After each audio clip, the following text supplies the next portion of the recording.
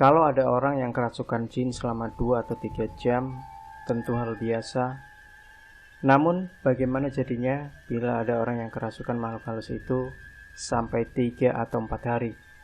Dan hal tersebut terjadi berulang-ulang selama 7 tahun.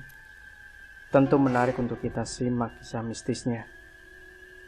Nama aslinya adalah Wahyu Nengsri Wido Enggari. Anak gadis kelahiran Pangkal Pinang ini kerasukan jin saat berumur 14 tahun. Dia sempat dirasuki ratusan jin, bahkan 50 jin. Di antaranya termasuk yang memiliki kekuatan tingkat tinggi. Akibat keganjilan yang menimpanya, dia sempat diobati lebih dari 100 orang pintar. Bahkan tak hanya itu, dia juga sempat masuk rumah sakit jiwa dan pernah mati suri selama 3 jam. Ninggar, demikian dia akrab disapa, bukanlah keturunan orang yang berilmu tinggi. Dia adalah seorang anak gadis biasa, seperti halnya anak-anak sebayanya, dan dia tidak pernah membayangkan akan mengalami peristiwa yang sangat muskil itu. Awal ceritanya terjadi ketika dia masih berusia 14 tahun. Waktu itu dia sedang bermain petak umpet bersama teman-teman sebayanya. Saat sedang mendapat giliran bersembunyi, entah mengapa Ninggar merasa tertarik untuk bersembunyi di belakang pohon sawo besar yang usianya sudah sangat tua. Entah mengapa, sepulang dari bermain petak umpet itulah, badannya mendadak panas dingin. Awal mulanya Ibu Tin, ibunda Ninggar, mengira anak gadisnya hanya terkena demam biasa. Namun malamnya Ninggar mengalami kejang-kejang, bahkan matanya melotot, sangat mengerikan. Yang aneh, Ninggar kemudian mengeluarkan suara umpatan yang bukan suara aslinya. Melihat kenyataan ini, barulah sang bunda paham kalau anak gadis itu kerasukan makhluk halus. Bersama Pak Tris, ayah Ninggar, sang bunda pun segera membawa putrinya ke orang pintar. Waktu diobati, jin yang merasuki badan Ninggar mengaku bernama Mila. Dia mengaku arwah dari seorang wanita yang mati bunuh diri dalam keadaan hamil muda karena sang kekasih tak mau bertanggung jawab atas perbuatannya. Misteri sempat melakukan cross-check menyangkut hal ini. Ternyata memang benar. Beberapa puluh tahun yang lalu memang ada wanita hamil dengan nama seperti yang disebutkan tadi, meninggal karena bunuh diri. Waktu itu ketika ditanya si dukun yang berusaha menyembuhkan Ninggar, arwah Mila mengaku suka dengan Ninggar yang polos. Dia juga merasa kasihan melihat Ninggar yang setiap diajak teman-teman sepermainannya. Lewat bantuan orang pintar itu, alhamdulillah arwah Mila mau keluar dari badan Ninggar. Dengan izin Allah, anak saya dapat diselamatkan. Menurut orang pintar itu, arwah Mila bermaksud menjadikan tubuh Ninggar sebagai rumahnya. Tutur Pak Tri saat pertama kali misteri mengunjungi kediamannya di Belinyu. Awalnya saya berpikir kalau hal tersebut sudah akhir dari peristiwa yang dialami anak saya. Namun ternyata sebaliknya, ini merupakan awal dari petaka yang lebih sesat. Tambah Pak Tri menuturkan kembali. Sejak kerasukan itu, arwah Mila malah sering datang dan merasuki tubuh anak saya. Kejadian ini berlangsung sampai berulang-ulang kali. Setelah diobati, arwah itu pergi, kemudian datang lagi. Bahkan belakangan, bukan hanya arwah Mila yang senang merasuki badan Ninggar, tapi juga ada jin-jin lain yang seperti berebutan menempatinya. Lanjutnya lagi. Misteri menanyakan jin apa saja yang sempat merasuki badan Ninggar. Pak Tris mengaku sudah tidak ingat lagi nama-nama mereka karena sudah sedemikian banyaknya. Hanya beberapa jenis makhluk halus saja yang masih saya ingat, di antaranya arwah Mila, jin wanita tua, jin laki-laki tua, jin yang berbentuk manusia tinggi besar dengan badan dipenuhi bulu, sampai segala jenis jin berbentuk hewan. Kalau dihitung-hitung selama 7 tahun, sudah lebih dari 50 jenis jin yang merasuki tubuh Ninggar. Jumlahnya pun sampai ratusan jin, ucapnya sambil menghela nafas panjang. Menurut penuturan Pak Tris, setiap kali kerasukan tidak hanya berkisar 3-4 jam, melainkan bisa sampai berhari-hari lamanya. Ini yang membuat hati Pak Tris sekeluarga menjadi miris melihat keadaan anak gadisnya. Penulis juga sempat mengkonfirmasikan banyak hal kepada Ninggar sebagai pelaku peristiwa. Lalu dia menceritakan bagaimana proses masuknya jin-jin itu ke dalam badannya. Yang saya rasakan pertama kali adalah hawa panas. Selanjutnya badan saya ikut panas. Saya merasa punya kekuatan lebih. Namun aneh, dalam keadaan kerasukan, saya merasa kalau saya dalam keadaan sadar.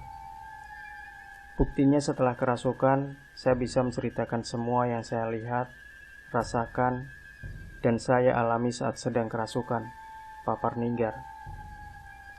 Padahal, biasanya kalau orang kerasukan, tidak akan tahu apapun yang telah dia perbuat selama kerasukan.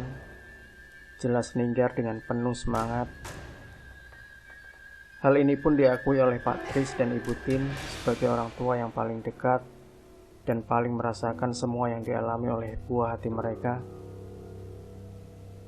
Akibat keanehan yang dialami Ninggar, maka mau tidak mau berdampak terhadap kesehatan dan kondisi fisiknya. Ninggar jadi sering sakit-sakitan, bahkan tubuhnya menjadi sangat kurus. Malangnya, dalam kondisi yang sangat lemah, dia pun tetap diganggu oleh jin-jin yang kerap merasuki tubuhnya itu sampai berulang-ulang. Hal ini yang membuat hati Pak Tris dan istrinya semakin teriris. Sebagai orang tua, mereka tentu tidak ingin membiarkan buah hatinya menderita begitu saja. Semua pengobatan telah dijalani, mulai dari pengobatan medis, pengobatan dengan hanya mengandalkan nalurinya sendiri sebagai seorang bapak, sampai pengobatan non-medis melalui orang pintar, baik yang ada di Bangka, Sumatera, Kalimantan, maupun Jawa. Mungkin belum jodoh, sehingga tidak ada yang bisa menyembuhkan Ninggar. Sampai kemudian saya kembalikan ke pengobatan medis. Waktu itu dokter menyarankan agar anak saya dirawat di rumah sakit jiwa, karena menurut dokter, dia mengalami gangguan psikis. Namun sebagai seorang bapak, naluri saya mengatakan kalau penyakit ini di luar masalah medis. Meski begitu, saya penuhi juga saran dokter, karena saya benar-benar bingung dan sudah tidak punya pilihan lain. Kisah Pak Tris. Sejak saat itu, Ninggar menjalani hari-harinya di Rumah Sakit Jiwa Sungai Liat. Setelah beberapa waktu berada di sana, ternyata terapi yang diberikan oleh pihak rumah sakit sama sekali tidak membawa perubahan berarti baginya. Di sana dia malah sering menunjukkan hal-hal yang aneh. Misalnya saja dia bisa merasakan apa yang terjadi di sekitar rumah sakit. Dia kerap memberikan peringatan kepada keluarga pasien tentang apa yang akan terjadi dengan keluarga mereka sesama pasien. Bahkan dia bisa melihat keberadaan makhluk halus yang berdiam di tempat itu, berbincang dengan mereka, dan mengusirnya ketika ada pasien yang kerasukan. Jelas Pak Tris lagi. Masih menurut Pak Tris, pengobatan medis yang dilakukan kepada anaknya tidak memberikan pengaruh positif bagi kesehatan Ninggar. Bahkan saat berada di rumah sakit, bobot tubuh Ninggar yang awalnya tidak sampai 40 kg berubah drastis menjadi 90 kg. Saya tidak tahu apakah ini pengaruh obat yang diberikan atau pengaruh makanan. Namun yang jelas, badan Ninggar menjadi sedemikian gemuk, katanya sambil tersenyum.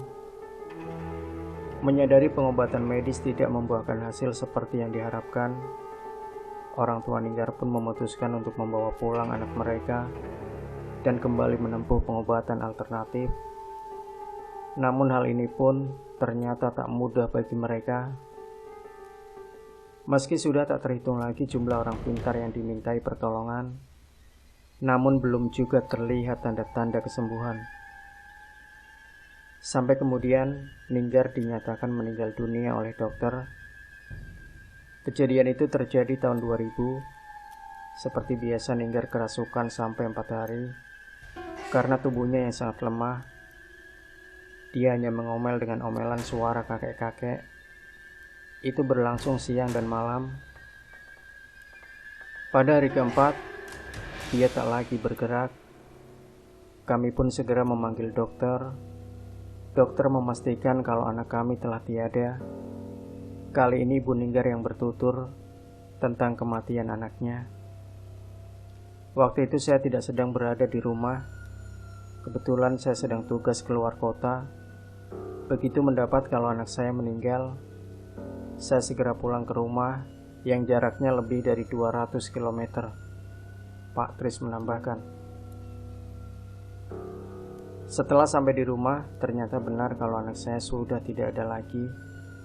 Saat itu semua persiapan pemakaman akan segera dilaksanakan, termasuk kain kafan dan kapur baru sudah dipersiapkan. Namun ketika hendak dimandikan, saya sempat melihat keanehan. Kalau jari-jari kaki anak saya semuanya dalam posisi menekuk. Saya ingat kata orang tua, kalau ini adalah tanda bahwa seseorang sebenarnya belum meninggal, melainkan hanya mati suri. Lanjut Pak Tris sambil menghisap rokok dalam-dalam.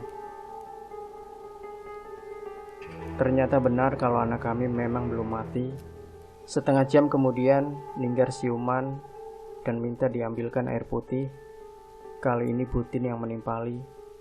Penulis kemudian menanyakan kepada Ninggar tentang apa yang dia alami selama mati suri. Saya merasa didatangi arwah kakek saya. Beliau mengatakan kalau akan membawa Ninggar pergi jauh meninggalkan alam dunia yang penuh kemaksiatan ini. Wajah kakek begitu teduh. Ninggar ikut saja apa kata kakek. Kakek yang berpakaian serba putih membawa Ninggar terbang ke angkasa. Ninggar merasa berada di taman bunga yang indah. Di sana banyak sekali putri-putri yang cantik jelita. Namun yang lebih hebat lagi, Ninggar bertemu dengan tokoh-tokoh yang sudah mendahului kita, seperti Bung Karno dan Nabi Muhammad SAW. Mereka hanya tersenyum ke arah Ninggar tanpa terucap apapun. Cerita Ninggar dengan sangat gamblang. Tak lama kemudian, kami didatangi oleh sosok laki-laki tinggi besar. Dia mengatakan kalau Ninggar belum waktunya masuk kemari. Dia menyuruh Ninggar untuk kembali ke dunia dan mengingatkan keluarga dan siapa saja untuk kembali ke jalan Allah Subhanahu wa Ta'ala. Kakek yang membawa Ninggar pun segera mengembalikan Ninggar ke dalam jasad semula. Sebelum pergi, kakek itu sempat berjanji pada Ninggar kalau dia akan selalu mendampingi dan membantu Ninggar bila berada dalam kesulitan. Papar Ninggar kemudian. Sejak divonis mati itu, Ninggar tidak pernah lagi kesurupan. Bahkan dia mempunyai kemampuan melihat dan mengidentifikasi keberadaan makhluk halus. Penulis sendiri sempat membuktikan kemampuan Ninggar yang langka ini. Bukan hanya itu, Ninggar juga dianugerahi Allah Subhanahu wa Ta'ala kemampuan mengobati penyakit. Bahkan Ninggar sempat diberikan setumpuk uang bernilai puluhan juta rupiah karena berhasil membantu pasangan yang telah 7 tahun tidak mempunyai anak hanya dengan perantara segelas air putih. Namun, Ninggar menolak semua pemberian itu. Ketika penulis menanyakan alasan, penolakan tanda terima kasih yang diberikan pasien, dengan rendah hati, gadis remaja ini mengatakan kalau semua kelebihan yang dia miliki adalah anugerah Allah Subhanahu wa Ta'ala yang harus diamalkan, bukan untuk dikomersilkan. Sebelum penulis mohon diri, Ninggar sempat mengatakan kalau ada 3 makhluk halus terakhir yang menempati badannya, yaitu jin suster cacat, Mekadin, dan jin dari Pak Kak Liang. Menurut Ninggar, peristiwa kerasukan makhluk halus yang dia alami dikarenakan ketika itu dia tidak pernah mendirikan sholat. Karena itu, dia mewanti-wanti penulis agar jangan sekali-kali meninggalkan sholat. Insya Allah, semoga saja.